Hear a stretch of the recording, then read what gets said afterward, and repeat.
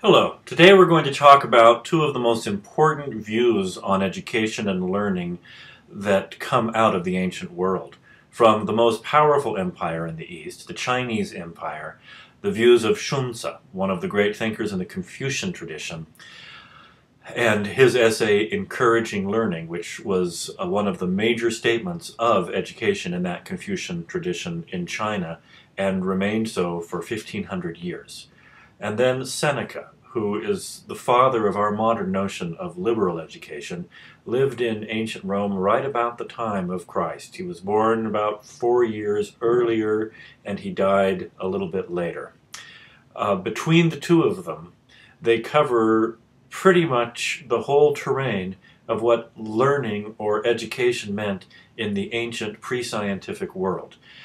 We will talk first about Hsün. Okay, Hsün, and you say the name Hsün as if it were S-H-U-N, and then the T-Z-U, which is not part of the name, it's a title. It means something like master or doctor, is tsa, like it's a date or it's a book. Hsün was one of the great thinkers in the Confucian tradition, sometimes called the unhappy Confucian, to contrast him with Mencius, who was the happy Confucian. And I'll tell you a little bit about that in a minute, because Confucius is kind of a shadowy figure in ancient China. He did not really write anything down. He was kind of like Jesus or Socrates in that he went around and said a lot of things and had a lot of disciples, and those disciples collected his analects or his sayings after his death and put it together in a book, and nobody could ever ask him what exactly he meant by things. He just has about 700 refrigerator quotes, and people had to read things into that. And the main point that Confucius makes, one of the main points of Confucianism, is that in order to be gentlemen, or in order to be polished, reasonable, and decent human beings, people need to observe a strict code of rituals, and they need to study all of the ancient texts. Because when Confucius wrote in about 400 BCE, and by the way, BCE stands for before the Christian era, CE stands for Christian era, and in world literature and world thought we tend to use those terms, BCE and CE, because before Christ and Anno Domini don't mean much in China. So Hsün, who writes about 100 years after Confucius, is left to interpret what Confucius meant when he said you need to study the odes and you need to practice various rituals in order to be a gentleman. Well, there were two great Confucians that wrote in the century after Confucian, Mencius and Hsün, and the two of them interpreted Confucius' sayings very, very differently. Mencius taught that human beings were inherently good, that they needed study and ritual in order to perfect what was already good about them. Hsün, on the other hand, taught that human beings were inherently evil, that they were fallen, a very Calvinist view, we'd call it in the West. So human beings are fallen and evil and corrupt, and the only chance that they have at becoming decent, the only chance they have at becoming gentlemen, is by strict study of the wisdom of the ancients, which include the odes and the annals of spring and summer, and some of the writings, the supposed writings of some of the early emperors of China.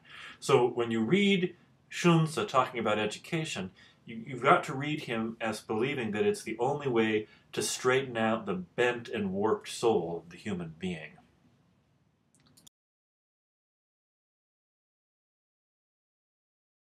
Okay, let's look at one of the quotations on page 9. Hsün says, "If wood is pressed against a straightening board, it can be made straight. If metal is put to the grindstone, it can be sharpened. And if the gentleman studies widely and each day examines himself, his wisdom will become clear and his conduct be without fault." This is really, in my reading, the central metaphor, the central message of Hsün's encouraging learning.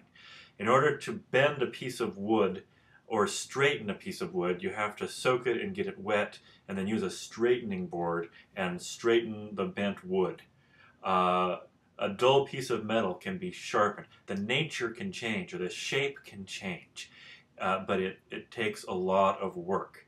And then the gentleman, like that bent piece of wood or that useless, dull piece of metal, can become something different. His nature, it was always a his in the Chinese tradition. Women did not study.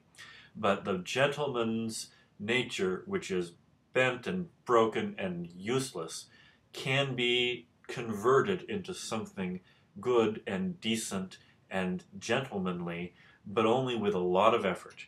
And that effort is a lot of studying, a lot of memorizing, a lot of ritualistic observations to a code that had been, by the time that Hsün writes, had been active in China for hundreds and hundreds of years.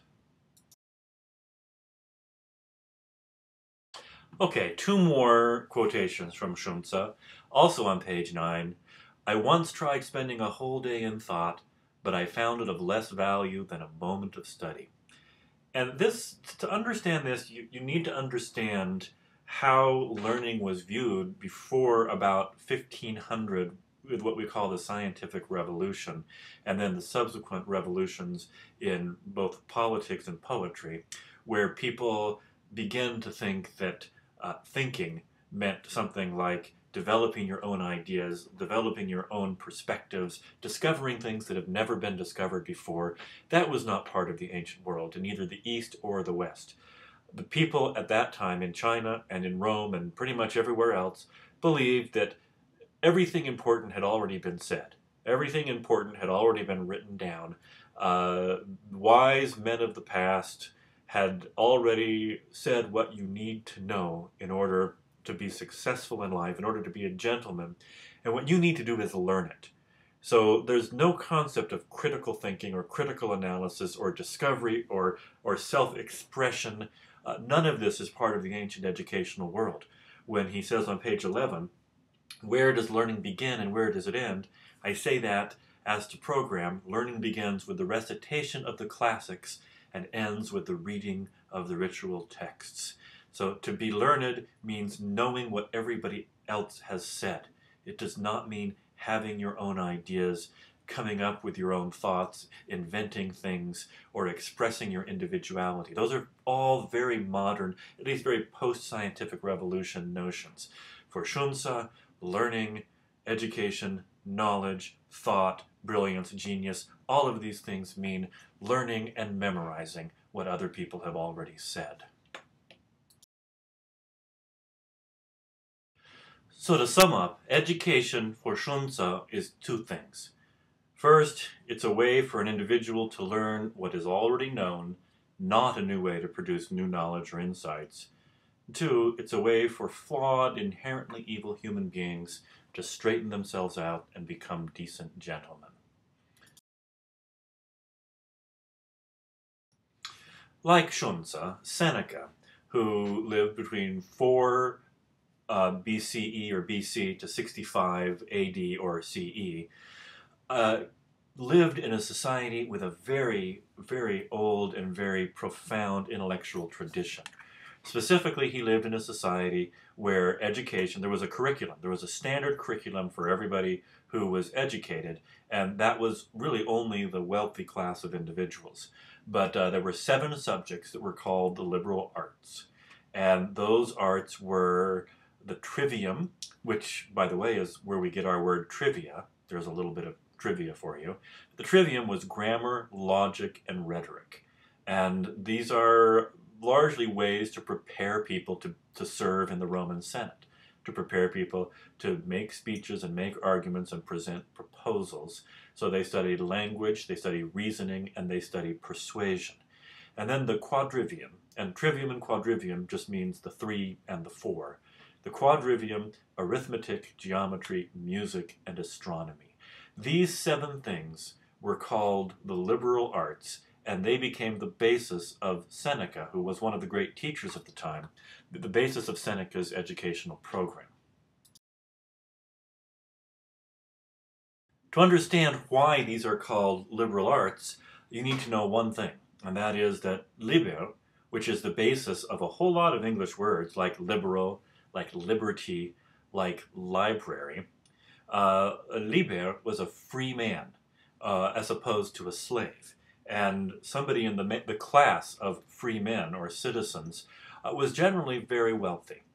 And so Seneca says, you want to know what my attitude towards liberal studies? Well, I have no respect for any study whatsoever if its end is the making of money. Such studies are to me unworthy ones. Why liberal studies are so called is obvious. It is because they are the ones considered worthy of a free man. Liberal studies, then, are those that free people study in order to learn how to become free people.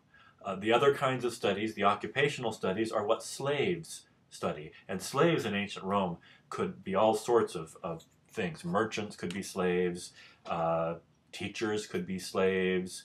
It wasn't what we think of slavery as being. So a slave studies how to make a living. A liber studies something else. The studies that are worthy of a free man. Or sometimes it's easy to think of this as a rich man. These are the things that you study if you don't ever have to learn how to make a living. So what I want you to do now is go to the Facebook page and discuss 2 questions. And that's the main thing I want you to think about and discuss with each other for the next few days until Monday, when we will talk about Cardinal Newman, who really brings both of these ideas together. Question 1 asks you to think about the central assertion that Hsün makes, which is that education makes people good.